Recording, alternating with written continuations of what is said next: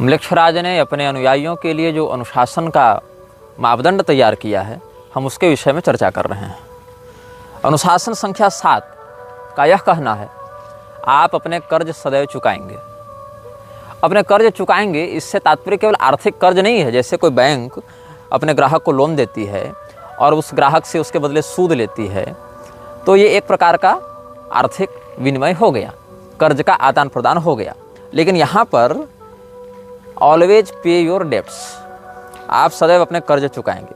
इसका तात्पर्य यह है कि अगर म्लेच्छराज के किसी सेवक के द्वारा आपके प्रति कोई उपकार किया गया है, तो आप उस उपकार को अवश्य चुकाएंगे। आप बीच में संगठन नहीं छोड़ सकते हैं।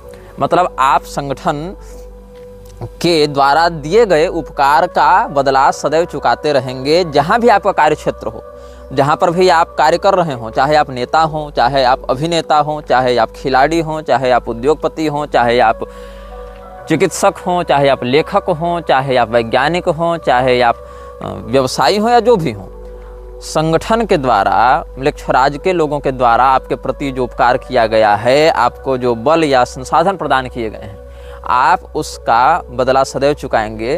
कभी भी एक तरफा ये संबंध नहीं होगा कि आपने वहाँ से लाभ उठा लिया और जब अपने कर्तव्य के निर्वहन की बात आई तो आप पीछे हट गए। 8वां नियम यह कहता है, एक जान की कीमत गोली की कीमत से सदैव अधिक होती है। ये बात जानकर आपको आश्चर्य होगा कि विश्व में हथियारों की सप्लाई, हथियारों के निर्माण, हथियारों की खपत बहुत अधिक है और बड़ी बड़ी अर्थव्यवस्थाएं केवल इसीलिए चल रही हैं कि कहीं पर युद्ध हो रहा है। किसी देश में चल रहे युद्ध से वहाँ की अर्थव्यवस्था नष्ट होती है, तो किसी देश में उसी युद्ध के कारण अर्थव्यवस्था चमक जाती है।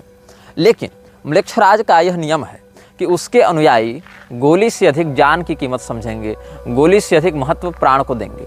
अब गोली जो है वो म्लेच्छराज के अर्थव्यवस्था में एक बहुत बड़ा हिस्सा अदा करती है। गोली के कारण, हथियारों के कारण, मिसाइल के कारण, बम बारूद के कारण म्लेच्छराज की अर्थव्यवस्था बहुत ऊपर जाती है और साथ ही साथ विश्व की जनसंख्या उससे संतुलित रहती है। तो म्लेच्छराज को अपने मानसिक गुलामों के ऊपर नियंत्रण करने में बड़ी सुविधा रहती है। लेकिन इसका जो नियम है कि गोली की कीमत जान की कीमत से सदैव कम रहेगी, ये नियम उसके सेवकों के ऊपर बहुत महत्वपूर्ण रूप से लागू होता है, ताकि केवल वो लोग मरें जो म्लेच्छराज के प्रति पूर्णतया समर्पित नहीं है। क्योंकि अगर अपने ही गुलाम मर जाएंगे तो काम कौन करेगा? इसलिए गुलाम जिंदा रहें, गुलाम अपना काम करते रहें। जॉम्बी जो हैं, जॉम्बी का सरदार जॉम्बी को नहीं मरने देता। वेम्पायर इत्यादि के जो सरदार है वो वेम्पायर को नहीं मरने देते, यही मैथोलॉजी में कहा जाता है। लेकिन ये बात यहाँ भी लागू होती है कि गुलाम अगर मर जाएंगे तो हमारे अभियान को आगे बढ़ाएगा कौन? हमको मैन पावर कहाँ से मिलेगा? इसीलिए लोग मरें, लेकिन मरने वालों में हमारे गुलाम ना हों। हमारे गुलामों की जान की कीमत गोली की कीमत से सदैव ज़्यादा रहेगी। इसीलिए जहाँ बड़े बड़े युद्ध हो रहे हों, वहाँ मरने वाले लोग या तो म्लेच्छराज के संगठन में, म्लेच्छराज के दल में बहुत निम्न स्तर के लोग हैं जिनके मरने से म्लेच्छराज की सत्ता को प्रभाव नहीं पड़ता, या फिर ये वो लोग हैं जिनको जिंदा रखकर अब म्लेच्छराज को कोई लाभ नहीं होगा। म्लेच्छराज का 9वां नियम यह कहता है, बिना पहले स्तर को पार किए आप अगले स्तर तक नहीं पहुंच सकते हैं। आपको जो काम करने के लिए कहा गया है, यदि आप उस काम में असफल होते हैं तो आप उसी स्तर में फंसे रह जाएंगे। जैसे कि किसी भी सत्ता के लिए अलग अलग स्तर होते हैं। जैसे कि नेतागिरी में भी स्तर है, मुखिया है, सरपंच है, उसके ऊपर आप नगर पंचायत या जिला परिषद देख लीजिए, उसके ऊपर सांसद है, विधायक सांसद देख लीजिए, उसके ऊपर प्रधानमंत्री, मुख्यमंत्री इत्यादि हैं। तो उसी प्रकार से यहाँ भी अलग अलग स्तर हैं। और फ्रीमेसन्स में भी 33 स्तरों की बात कही जाती है और फ्रीमेसन्स भी काउंसिल ऑफ 17 का एक हिस्सा है। फ्रीमेसन्स हो, इल्यूमिनाती हो या बोन एंड स्कल्स हो, ये सब अलग अलग जो अनुभाग चल रहे हैं म्लेच्छराज के, ये सभी काउंसिल ऑफ 17 का ही हिस्सा है। काउंसिल ऑफ 17 में 15 संस्थाएं हैं और जो 2 हैं वो आर्द्रम्लेच्छ और अनाम्लेच्छ हैं। जो मतलब जैसा कि मैंने आपको पिछले अनुभाग में बताया था, एक ही शरीर में रहने वाली 2 शक्तियां हैं, आर्द्रम्लेच्छ और उसका नियंत्रक अनाम्लेच्छ। तो ये 16 लोग जो 17वें के साथ युक्त हैं, उनमें 15 तो संगठन के नायक हैं, एक उनका भी नायक है और उसके अंदर जो 17वां है वो इन समस्त लोगों को शैतानी ऊर्जा प्रदान करने वाला तत्व है। तो यहाँ पर मैं बता रहा था, 9वां नियम यह कहता है कि कोई भी व्यक्ति जिसको जो प्रोजेक्ट दिया गया है, जो टारगेट दिया गया है, जो काम दिया गया है, उसको जब तक वो पूरा नहीं करता तब तक उसको अगले स्तर में प्रवेश की अनुमति नहीं मिलेगी। उसको ये पता नहीं चलेगा कि हम किसके लिए काम कर रहे हैं, उसको यह पता नहीं चलेगा कि हम जो यह कार्य किए, इस कार्य से किन सत्ताओं को लाभ पहुंचा, किस प्रकार के तत्वों को लाभ पहुंचा। हो सकता है आपको लग रहा है नेतागिरी में कि हमने ये कॉरिडोर बनवा दिया, ये प्रोजेक्ट कर दिया, ये पुल बनवा दिया, ये फैक्ट्री लगवा दी, तो इससे हमारे सीनियर नेता को लाभ हुआ, लेकिन उसके ऊपर जो बैठा है उस तक आप नहीं पहुंच सकते। जैसे किसी गेम में एक लेवल पार करने के बाद दूसरा लेवल अनलॉक होता है और उसके बाद आपको पता चलता है कि आगे की कहानी क्या है या आगे की प्रणाली क्या है, वैसे ही यहाँ पर समझना चाहिए कि एक स्तर के कार्यों को बिना पूरा किए हुए आप ऊपर के अधिकारियों से नहीं मिल सकते और ऊपर के अधिकारियों की वास्तविकता को नहीं जान सकते हैं। 10वां नियम यह कहता है कि आप कभी भी अपने जीवन के निर्णयों से म्लेच्छराज की सत्ता को प्रभावित नहीं करेंगे नकारात्मक रूप से। आपके द्वारा की गई कोई डील, आपके द्वारा किया गया कोई निर्णय, आपके द्वारा दिया गया कोई वक्तव्य अगर म्लेच्छराज की सत्ता को एक्सपोज कर रहा है, म्लेच्छराज की सत्ता के हितों के विरुद्ध जा रहा है, तो आपको न केवल उसके संगठन से बाहर किया जाएगा, अपितु आवश्यक होने पर 2 स्थितियों में या तो आपको निजी रूप से गायब कर दिया जाएगा, मार दिया जाएगा, या फिर आपके समस्त परिवार और राजदारों के साथ आपको नष्ट कर दिया जाएगा। तात्पर्य यह है कि यदि आप किसी विषय में कंप्रोमाइज कर रहे हैं, किसी विषय में निर्णय ले रहे हैं और वो निर्णय आपके उच्चाधिकारियों के संज्ञान के बिना है, तो आप इस बात को सुनिश्चित करें, यदि जिंदा रहना चाहते हैं तो, कि आपके द्वारा लिए गए निर्णय से आपके उच्चाधिकारी नकारात्मक रूप से प्रभावित नहीं हो। म्लेच्छराज के 11वें नियम को कहते हैं मंदिर का नियम। इस नियम को इसने वेदों से चुराया है। वेदों में एक सिद्धांत है, देहो देवालय प्रोक्तो जीवो नाम सदाशिवः त्यजेद ज्ञान निर्माल्यम सोहम भावेन पूजयेत। तात्पर्य क्या है? हमारा शरीर ही मंदिर है और उसमें रहने वाला जीवात्मा ही परमात्मा का स्वरूप है। इसीलिए शरीर रूपी मंदिर में रहने वाले चेतन रूपी देवता की हम आराधना करते हैं और अपने अज्ञान को ही निर्माल्य समझकर उसका विसर्जन करते हैं, ज्ञान को ही उपलब्धि मानकर स्वीकार करते हैं। मैं वह परमात्मा हूँ, मैं ही परमात्मा का अंश हूँ, मैं ही परमात्मा हूँ, ऐसा समझते हुए जीव और ब्रह्म में अभिन्नता का विचार करते हुए आत्मयजन का उपदेश शास्त्र करते हैं। लेकिन इसी बात को नकारात्मकता की ओर से ले जाते हुए जो 11वां नियम है वह कहता है कि पहले नियम के आधार पर आपने जिस अनाम वृक्ष की ज्योति की प्रतिष्ठा अपने हृदय में की थी, उसी ज्योति को आप अपने आत्मसात भाव से जगाते रहें और अपने शरीर को कभी भी आप क्षति नहीं पहुंचा सकते हैं। एक बात ध्यान दीजिएगा, पूरे विश्व में ड्रग, नशेबाजी, व्यभिचार और मानव तस्करी इत्यादि में म्लेच्छराज का प्रत्यक्ष हाथ है, किंतु म्लेच्छराज के जो उच्चाधिकारी हैं उनको शराब पीने की अनुमति नहीं होती है। म्लेच्छराज के उच्चाधिकारियों को ड्रग लेने की अनुमति नहीं होती है। म्लेच्छराज के छोटे छोटे सेवक कर सकते हैं ऐसा, क्योंकि कंज्यूमर भी तो वही बनाएंगे ना, लेकिन म्लेच्छराज के जो उच्चाधिकारी हैं वो कोई भी ऐसा तत्व अपने शरीर में नहीं डाल सकते हैं जो उनके शरीर के वाइटल ऑर्गन्स को प्रभावित करे, उनके शरीर के किडनी, लीवर इत्यादि को नष्ट करे। क्योंकि जितने शरीर में वो ज्योति प्रतिष्ठित रहेगी, अनाम म्लेच्छ की सत्ता प्रतिष्ठित रहेगी, उतनी उसकी शक्ति बढ़ेगी। इसीलिए अपने प्रमुख अधिकारियों को शराब पीने, चरस फूंकने और किसी भी प्रकार के ऐसे ड्रग को लेने से म्लेच्छराज ने प्रतिबंधित रखा है जो कि उसके सेवकों के शरीर को अस्थायी रूप से क्षति पहुंचा सकते हैं या अंगों को विकृत कर सकते हैं। म्लेच्छराज का 12वां नियम ये भी इसने वेदों से चुराया है। वेदों का अनुशासन है, मातृदेवो भव, पितृदेवो भव, आचार्य देवो भव। म्लेच्छराज ने इसी बात को अपने स्वार्थ के लिए प्रयोग किया और अपने सेवकों के लिए इसको नकारात्मक रूप से प्रस्तुत किया। म्लेच्छराज का यह कहना है कि जो व्यक्ति अपने माता पिता के प्रति वफादार होता है, माता पिता के प्रति निष्ठा रखता है, वही व्यक्ति म्लेच्छराज का सच्चा सेवक भी बन सकता है। आपको आश्चर्य होगा जानकर कि कैसे। अगर कोई व्यक्ति अपने माता पिता से बहुत प्रेम करता है, अपने माता पिता की बात मानता है, तो इस बात से यह भी साबित होता है, यह बात भी सिद्ध हो जाती है कि वो व्यक्ति कभी भी कोई ऐसा कृत्य नहीं करेगा जिससे उसके माता पिता दुखी हों, उसके माता पिता रुष्ट हों, उसके माता पिता की सुरक्षा पर कोई नकारात्मक प्रभाव पड़े। तो जो व्यक्ति अपने माता पिता के भक्त होते हैं, म्लेच्छराज चाहता है कि ये उसके गुलाम बने। ताकि समय आने पर अगर वो म्लेच्छराज के विरुद्ध विद्रोह करना चाहें या उसकी सत्ता को चुनौती देना चाहें तो उसके माता पिता के ऊपर संकट का व्यवहार करके, षड्यंत्र करके म्लेच्छराज अपने सेवकों को अपने नियंत्रण में रख सकता है, ताकि अपने माता पिता के जान की सुरक्षा करने के लिए, अपने माता पिता के प्रेम में के वशीभूत होकर व्यक्ति म्लेच्छराज के विरुद्ध जाने का साहस न कर सके। म्लेच्छराज के 13वें नियम को कहते हैं शत्रुबोध का नियम, कि आपको बिल्कुल अच्छे से यह ज्ञात होना चाहिए कि मेरा शत्रु कौन है और मेरा मित्र कौन है। जैसा कि आजकल बहुत से आधुनिक युवा रेड फ्लैग और ग्रीन फ्लैग की बात करते हैं। अब हाल ये है कि ऐसे युवाओं को बाजार में सब्जी लाने भेजा जाए तो उनको मेथी, पुदीना, पालक और धनिया का अंतर नहीं पता चलता, लेकिन किसी व्यक्ति के किसी कहे हुए, किए हुए 1-2 वक्तव्य और कृत्यों से वो बिल्कुल ठीक ठीक यह समझने का भ्रम पाल लेते हैं कि हम उसके विषय में सब कुछ जान गए। नहीं, क्योंकि म्लेच्छराज का पूरा सिंडिकेट ही कपट, षड्यंत्र और विश्वासघात पर चल रहा है।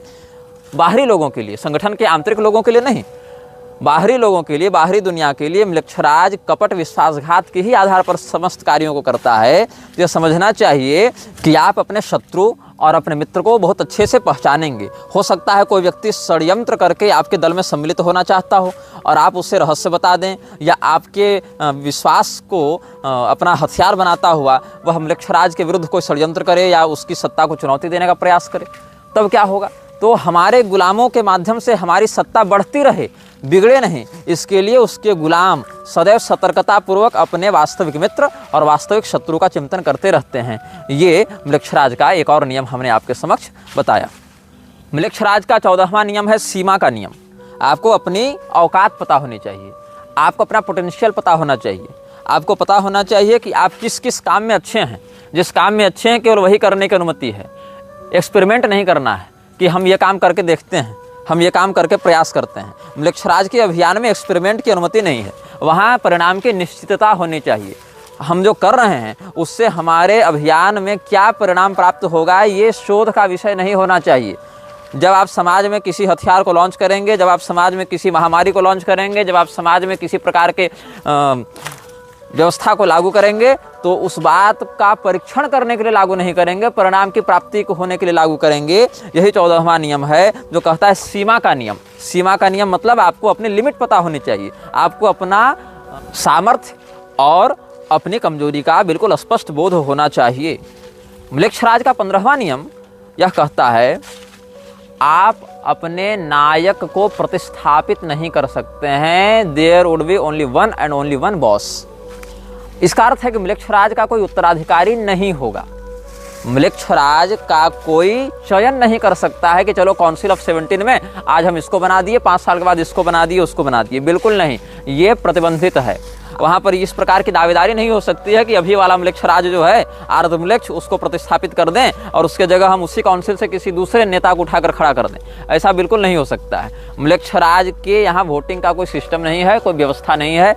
म्लेच्छराज इस बात को बिल्कुल स्पष्टता से कहता है कि आप किसको अपना नायक मानते हैं और उस नायक के प्रति आप वफादार बने रहें, और निश्चित ही वो स्वयं को ही सर्वश्रेष्ठ नायक के रूप में ख्यापित करता है। यहाँ तक कि म्लेच्छराज 2 प्रकार के विकल्प देता है, या तो आप ईश्वर को अपना सर्वस्व माने या तो पैसे को। यदि आप ईश्वर को अपना सर्वस्व मानते हैं तो इसका अर्थ है कि आप म्लेच्छराज के संगठन में प्रवेश पाने योग्य नहीं हैं।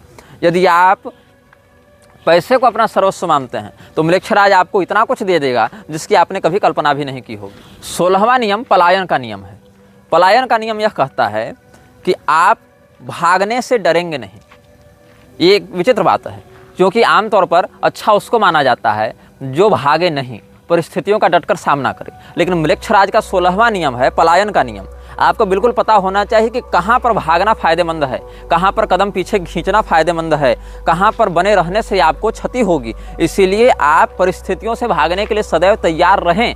लड़ने के लिए तो तैयार हैं, ठीक है, लेकिन प्रयास करें कि यदि अपने आप को छिपाकर, अपने आप को भगाकर अगर स्थिति को अपने अनुकूल किया जा सकता है तो केवल ज़्यादा ड्रामेबाजी, डायलॉगबाजी, होशियारी, हीरोगिरी दिखाने के चक्कर में काम न करें। वहाँ से पलायन कर जाएं, छिप जाएं और अपने रूप को छिपा लें ताकि आपकी वास्तविकता समाज के सामने न आए।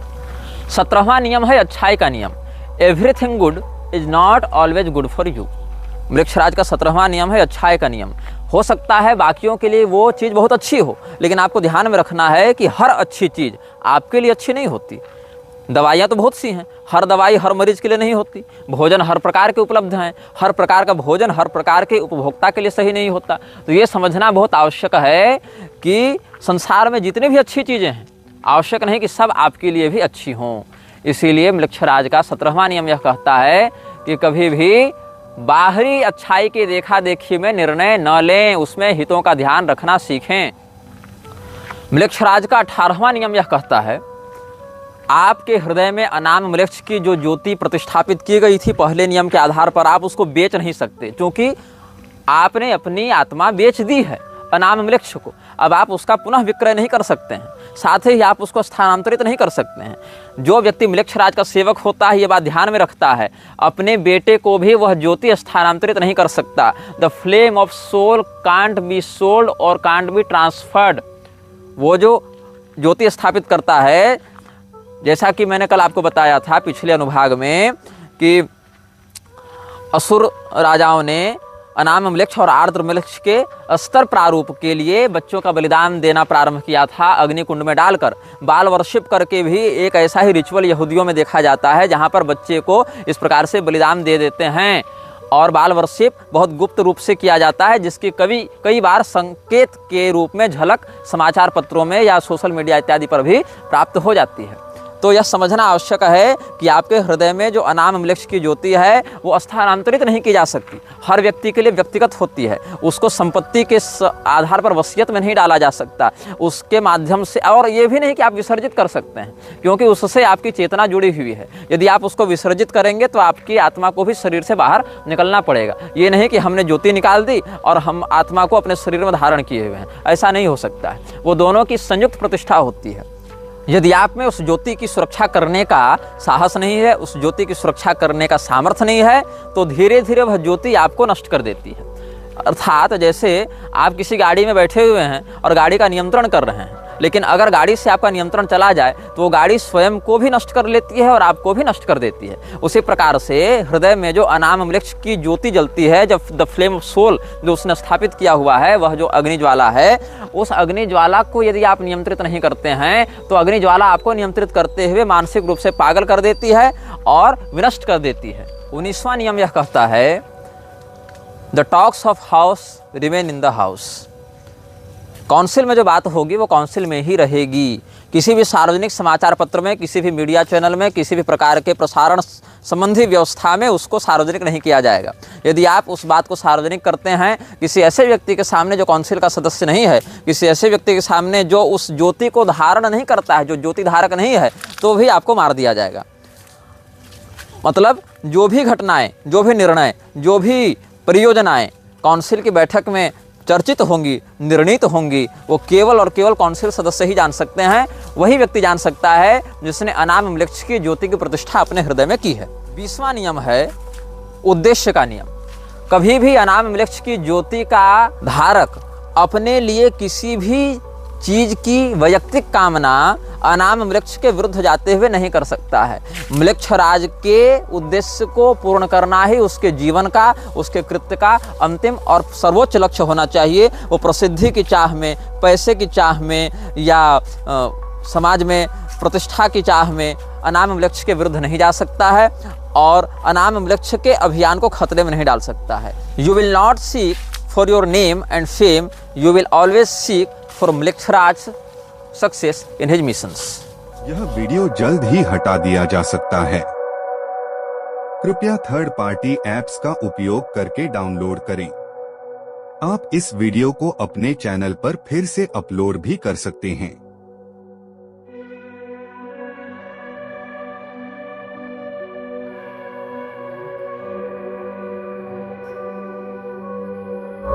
This video may get deleted soon. Please download using third-party apps. You may also re-upload this video on your channels. Thank you.